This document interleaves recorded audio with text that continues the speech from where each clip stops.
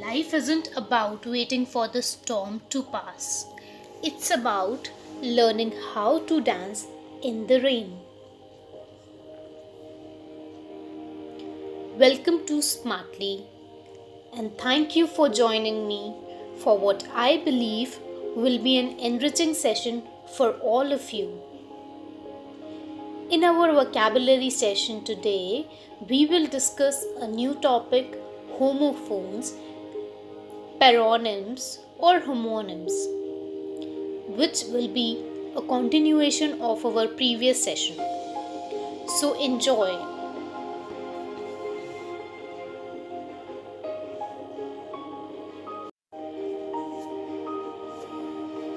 Life isn't about waiting for the storm to pass. It's about learning how to dance in the rain. जिंदगी ये नहीं है कि तूफान के छटने का वेट किया जाए। जिंदगी वो है जब आप तूफान की बारिश में भी नाचने की कोशिश करें। दिस मीन्स कि जरूरी नहीं कि हर तूफान में दुख ही हो। हर दुख से कि कुछ सीखा जाए, वही जिंदगी है। So with this good thought for the day, let's get our session for today started. Hello everyone, my name is Dipali. Welcome to Smartly. So this session is a continuation of our previous one, which was based on homophones, paronyms और homonyms. इसका मतलब क्या है? कुछ ऐसे शब्द जिनकी sound और प्रोनाउंसिएशन बिल्कुल सेम है, लेकिन उनकी स्पेलिंग अलग है और उनके मतलब भी अलग है। For example, first word is right. Right मतलब किसी चीज़ की सेरेमनी और कस्टम, किसी चीज़ को करने का स्टैंडर्ड तरीका इस custom.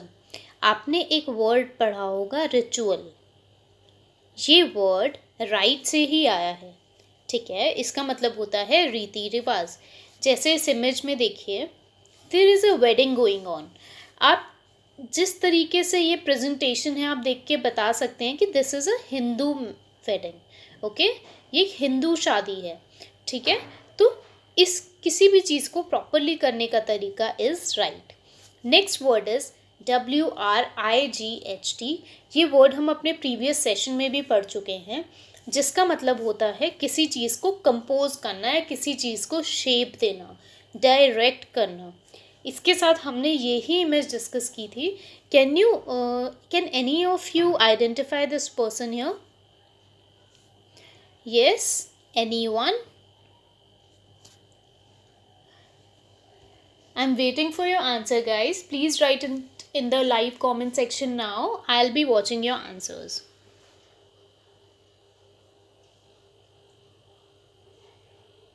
If you have attended my previous sessions, you will be easily able to recognize this person. And of course, ये बहुत ही general question है. Everybody should. If not, तो कोई बात नहीं, अभी हम सीख लेंगे, okay? So the time is over.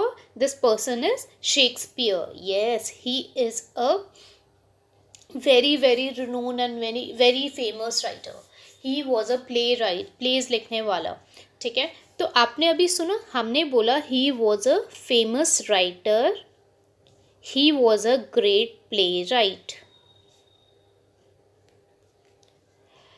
So क्या मैं इसको playwriter लिख सकती हूँ with a TER? If you think that any of these are true, then please mark in the comment section कि क्या 1 और 2 दोनों सही हैं, क्या सिर्फ 1 सही है या सिर्फ 2 सही है। So your options are playwright with a GHT or playwriter with a TER. And your time for 15 seconds starts now. I will be waiting for your answer in the live comment section, guys.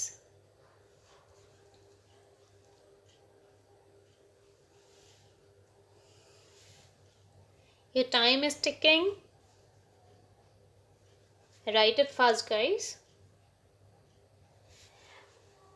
When you guys do not attend the session live, तो इनका ये जो चीज़ें होती है ना, ये questions करने की जो इन्जॉयमेंट होती है, या एक अचीवमेंट फील होती है when you give the right answer, ये आप लोग मिस कर देते हैं. तो please try and attend all the sessions while they are premiering on YouTube. Okay, the time is over. Now guys, the correct answer is 1. Yes, playwright. Actually this word, the second word, does not exist. Either it's a writer or it's a playwright with a GHT. Okay, जो किसी play को लिखता है उसको play right कहते हैं, क्योंकि he is the whole and sole person जो इसको लिखता है. For example Shakespeare was a great playwright. Okay, next word is right, जिसका सीधा साधा मतलब होता है लिखना. लिखने को कंपोज करना भी कहते हैं. फॉर एग्जाम्पल हमारे म्यूज़िक कंपोजर्स होते हैं जिनको अवार्ड मिलते हैं. किसी चीज़ को लिखना उसको कंपोज करना कहते हैं. आप WRIGHT और इसमें कंफ्यूज मत होइएगा. जब कोई किसी चीज़ को डायरेक्शन देता है उसको कहते हैं हम WRIGHT, बट लिखने को प्ले राइट कहते हैं. सॉरी, लिखने को WRIGHT कहते हैं. For example, please write in the notebook. Please अपनी कृपा अपनी नोटबुक में लिखिए. That is right. Okay, now the next right is RIGHT. तो इससे पहले आप सभी को याद होगा RITE पढ़ चुके हैं, WRIGHT पढ़ चुके हैं, WRITE पढ़ चुके हैं. This is the fourth type. Okay, now इस राइट के 3 मतलब होते हैं गाइस. ठीक है, yes, you got it right. It has 3 different meaning. First हमारा एक राइट होता है जब कोई चीज़ सही होती है, करेक्ट होती है. ठीक है, फॉर एग्जाम्पल जब आपकी नोटबुक्स चेक होती है तो some few answers are correct, few are not. The ones who are correct they are known as right answers. Okay, second one, एक राइट होता है. Suppose this is a page and आपकी left hand side होती है, एक right hand side होती है. So yes, right directions को भी डिनोट करता है. ओके, थर्ड राइट हमारा क्या होता है, जो हमारे ह्यूमन राइट्स होते हैं, जो हमारा हक होता है, उसको भी हम राइट कहते हैं. तो इस एक वर्ड से कितने मीनिंग निकल के आए हैं, अब सारे आपको पता हैं. तो I hope you will remember each one of them. I have used correct वाला right here with an example. Villagers were right about the beast.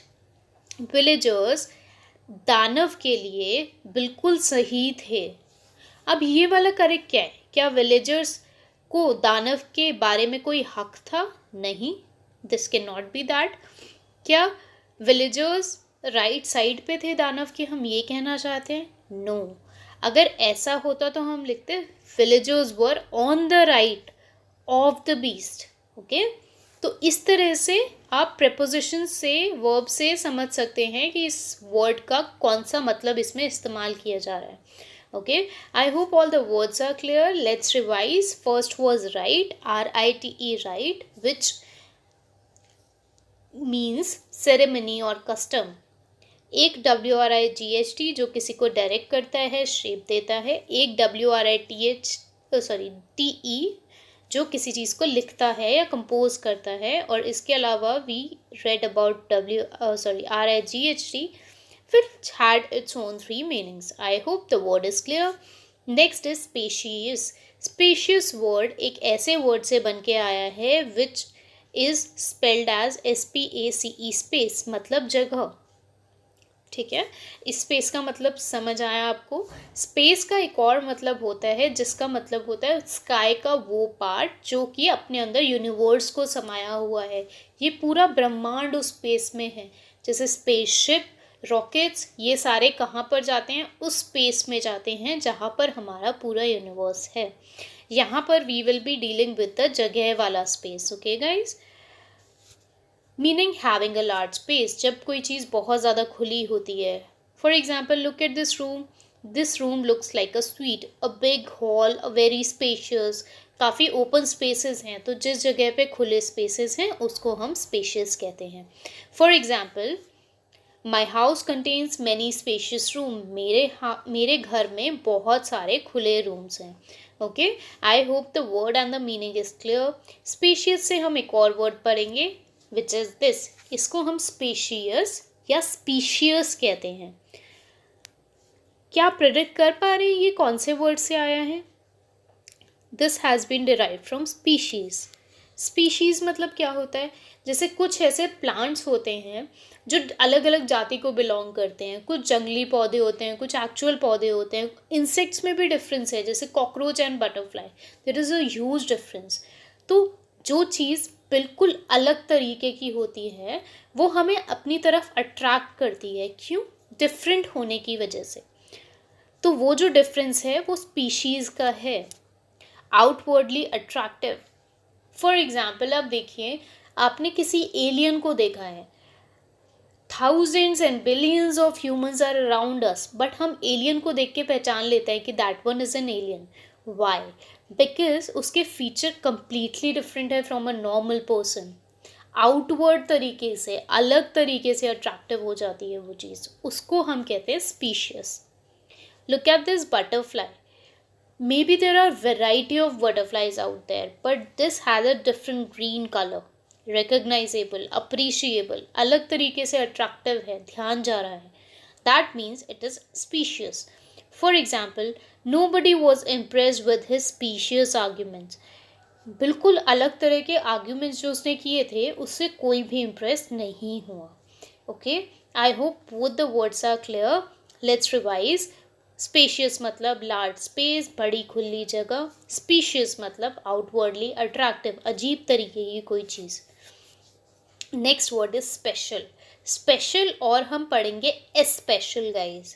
Okay, ध्यान रखिएगा, we are about to read two word special and special. ठीक है, बहुत थोड़ा सा difference है but बहुत इंपॉर्टेंट है। स्पेशल मतलब होता है खास, स्पेसिफिक।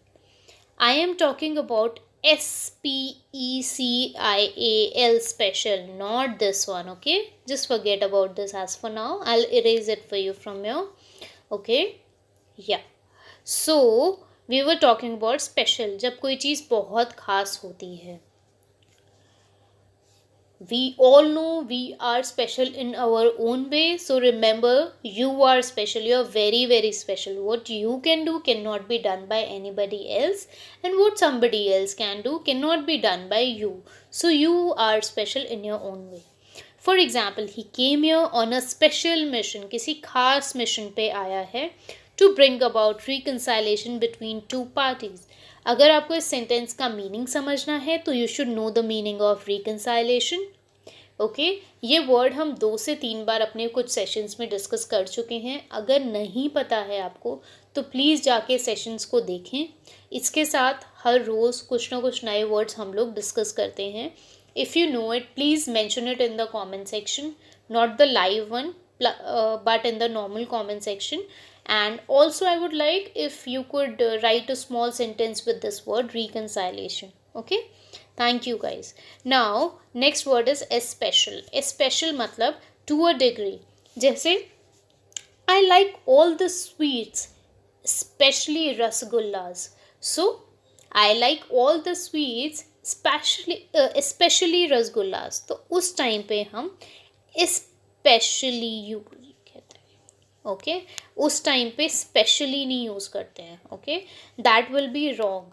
तो जब आप किसी चीज़ को बोलते हैं बहुत ज़्यादा, जब आप किसी को बहुत ज़्यादा लाइक करते हैं, हेट करते हैं, टू ग्रेट डिग्री, किसी भी चीज़ को बहुत ज़्यादा लेवल पे जब आप शो करना चाहते हैं तो स्पेशल इस वर्ड का आप यूज़ करते हैं।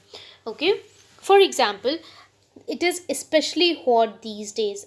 आजकल ये बहुत ज़्यादा हाई लेवल पे हॉट हो रहा है, इतना ज़्यादा temperature. Okay, now so there were two words, special and special. Special is specific, खास। Special to a great degree, बहुत ज़्यादा। अब देखेंगे खास और बहुत ज़्यादा में बहुत छोटा सा डिफरेंस है। कंफ्यूज नहीं होना है, स्लोली समझना है। अगर फिर भी कंफ्यूजन है, थोड़ा सा आप इसको स्क्रॉल बैक कीजिए, go back and listen to everything, बहुत सिंपली आपको समझ आएगा। Okay, moving towards next word group is story. Story कैसे समझते हैं? जब हमारी एक बिल्डिंग होती है, लुक एट दिस, इसके कितने सारे फ्लोर्स होते हैं ना guys. So it has a ground floor, first floor, second floor and third floor. और द टॉप मोस्ट में भी। तो इसको हम EY कहते हैं, story. This is not story, remember this is very important. कभी कभी लिखते हुए हम लोग ये गलती करते हैं, जब हम फ्लोर्स बताते हैं, मल्टी स्टोरी बिल्डिंग कहते हैं, उसका मतलब होता है STOREY। Okay, for example, he lives in the second storey of the house, he lives on the second floor of the house. Okay, now next word is story. Yes, इसका मतलब होता है अ टेल, कहानी। It was a very interesting story, just like this. There is no E here. अगर यहाँ पे R के बाद E होता तो इसका मतलब हो जाता फ्लोर, मंजिल। Going back here, इस स्टोरी का मतलब होता है मंजिल, not destination but the floor वाला मंजिल, कितनी मंजिला इमारत है, ठीक है, that is a story. Now let's revise. Story is the upper part of a building. It is a very interesting story, kahani. Okay, next set of words is, okay, I had a small question here. Now can you recognize which story is this? I will mark the left hand side wala story without an E, number 1, and with an E, number 2. This is number 1, this is number 2. Tell me, यहाँ पे आपका कौन सा सही है? Is it number 1 is fine according to the structure or number 2? Please mention it in the comment section. I'm giving you 10 more seconds for this, guys. Please do it. Number 1 or number 2, which is correct for the image here.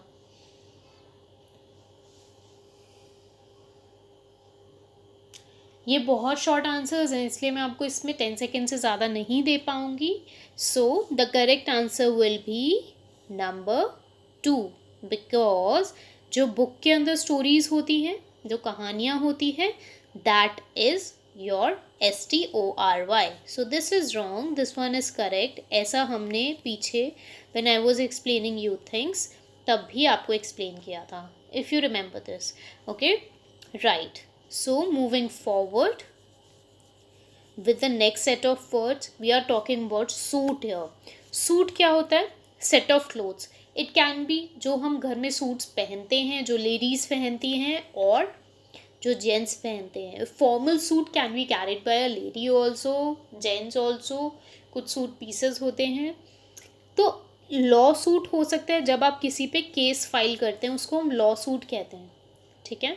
ये वाला suit we are talking about the dress here, ये uniform here. He presented me a woollen suit, उसने मुझे एक ऊनी suit gift किया। Okay, so this is a common word, इसलिए मैं इसके ऊपर ज़्यादा टाइम नहीं लूँगी। I will move forward with you. Next होता है स्वीट, ठीक है, इसको सूट भी कहते हैं, स्वीट भी कहते हैं। अ सेट ऑफ रूम्स, होटल्स में देर आर बिग प्लेसेस जिस पे मल्टीपल रूम्स होते हैं एक ही प्लेस के अंदर। A big family can stay in one suite, luxurious होता है काफ़ी। So a single place with the set of rooms is known as suite. Now he booked a suite in a hotel, उसने hotel में suite book किया, a set of rooms book किया। So revising, suit is a set of clothes and suite is a set of rooms. तो आप देख रहे हैं story में भी, इसमें भी even a single E can change the whole meaning.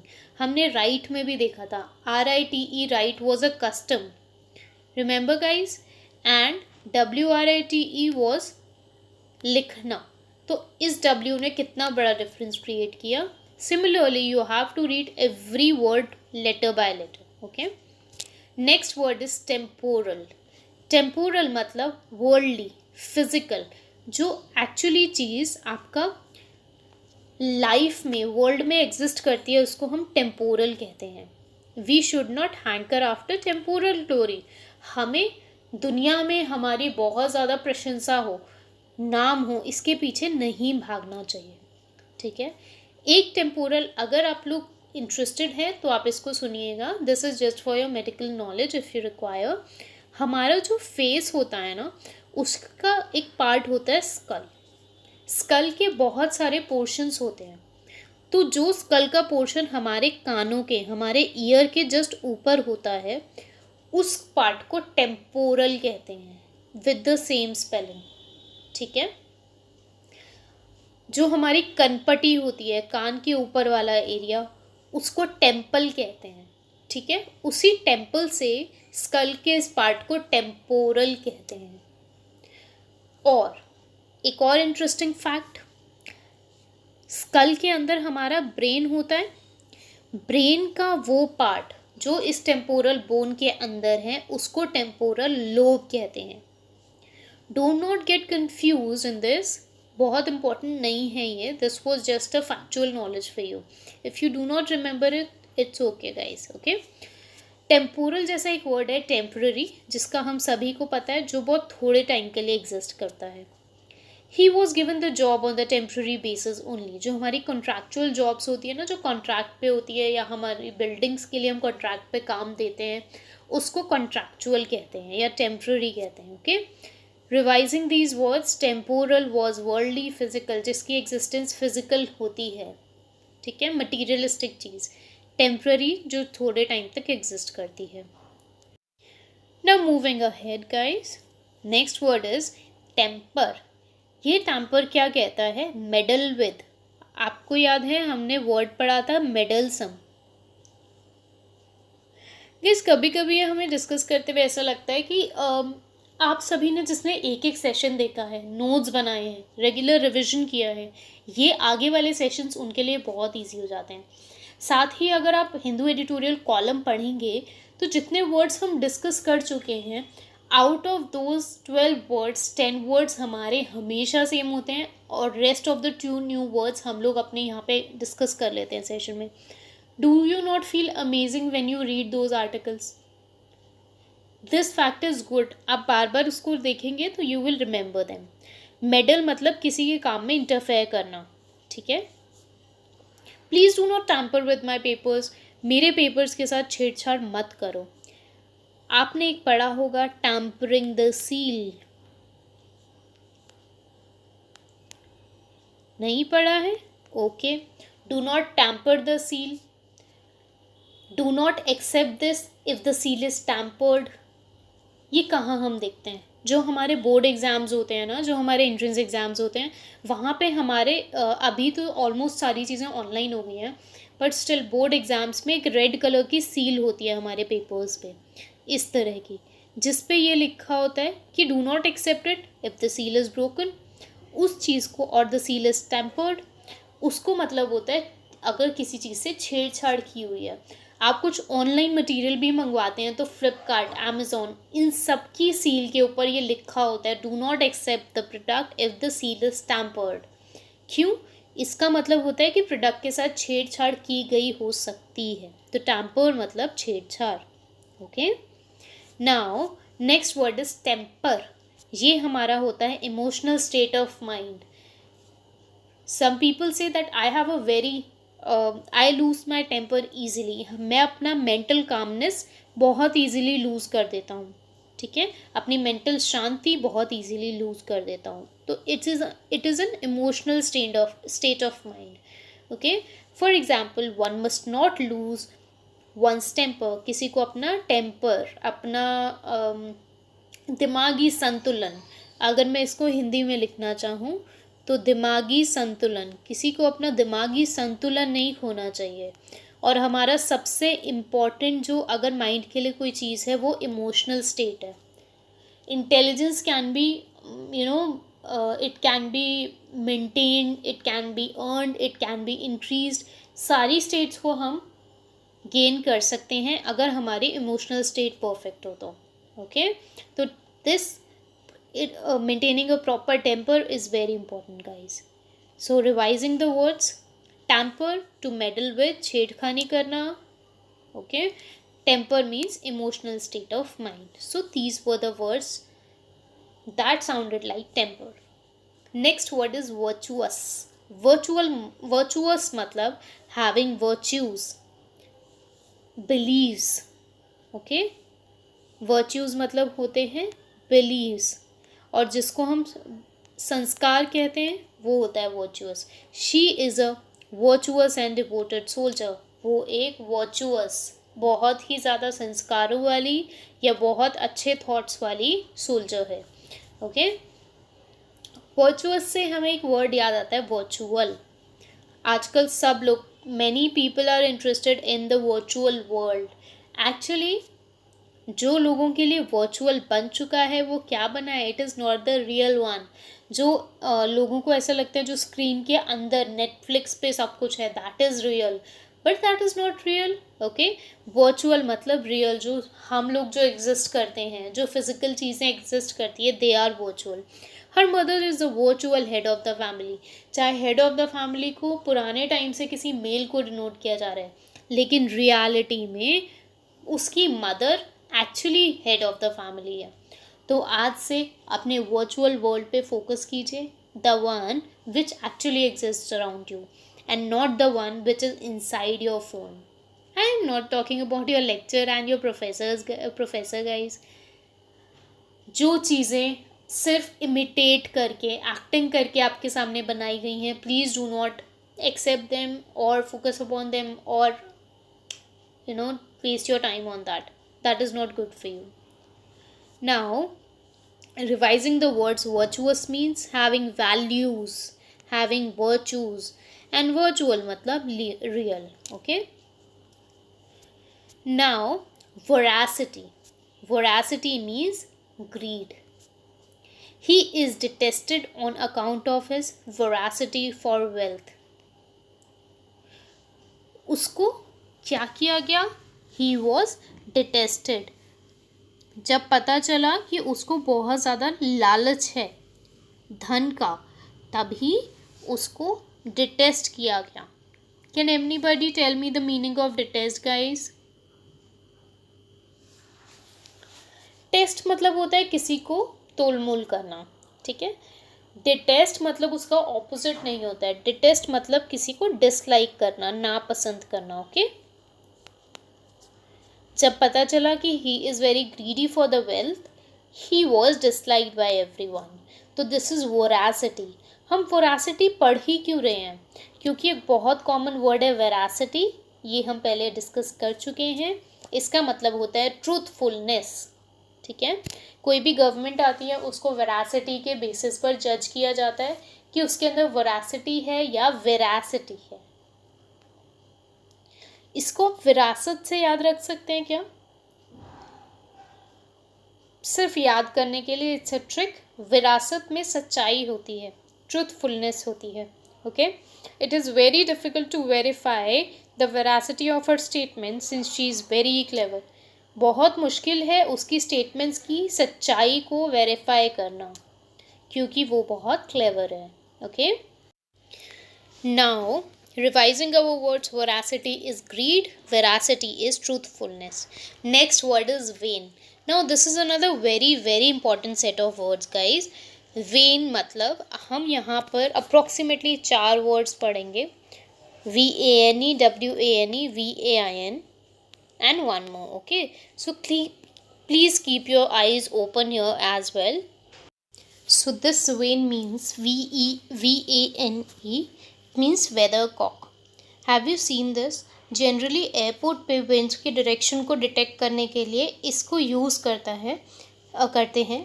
जिस साइड हमारे कॉक का फेस होता है उस तरफ डायरेक्शन ये प्रोवाइड करते हैं, अकॉर्डिंगली हम लोग जज करते हैं।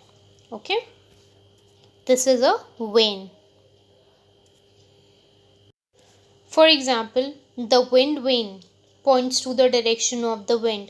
जहाँ पर इसका डायरेक्शन होता है एरो का, उसी डायरेक्शन से आपको पता चलता है कि विंड किस तरफ चल रही है।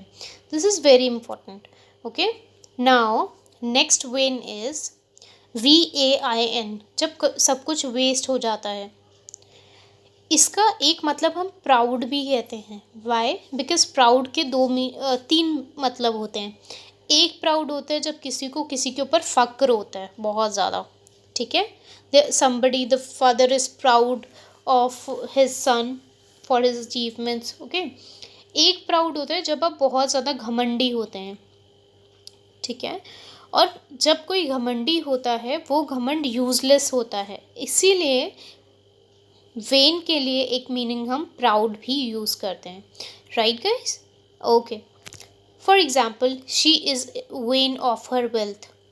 वो अपनी दौलत के लिए बिल्कुल यूज़लेस है. अगर किसी के पास बहुत सारा पैसा है बट वो फिर भी उसको ढंग से यूज़ नहीं करता है, तो that wealth, that money is a when, is in when. उस मनी का कोई फ़ायदा नहीं है. Okay.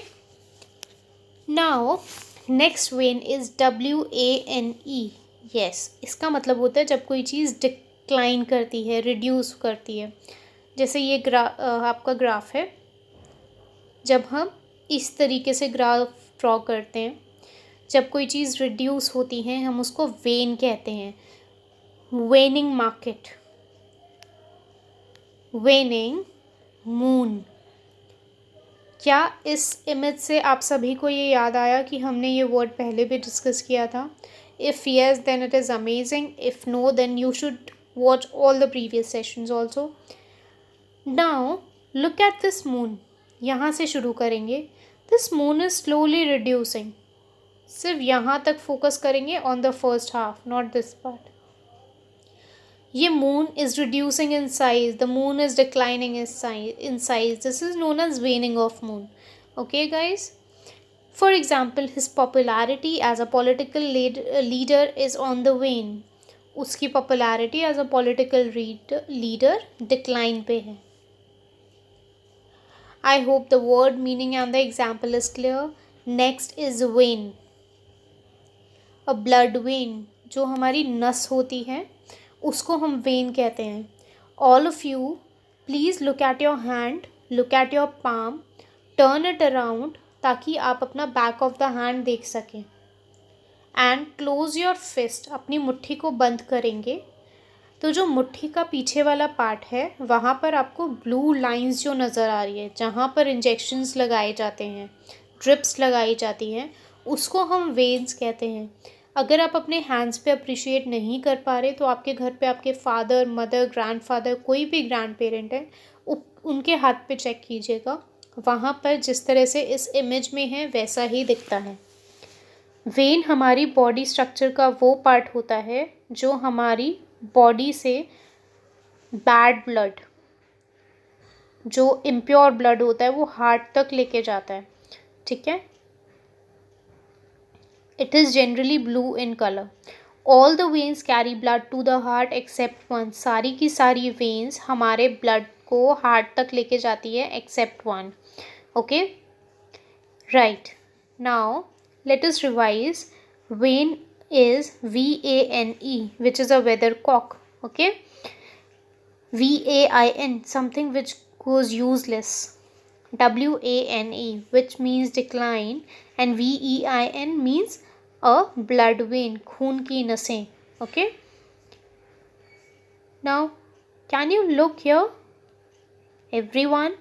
I need all the attention here guys. एक हमने सबसे पहले पढ़ा the weathercock. Then we read about something which goes waste. Then we read about something reducing, and we read about the blood vein. I hope all the words with the meanings and the spellings are clear. That's it from my side for today. Thank you very much guys for listening and enjoying this session and being here. If you like the session, please hit the like button and share it with your friends.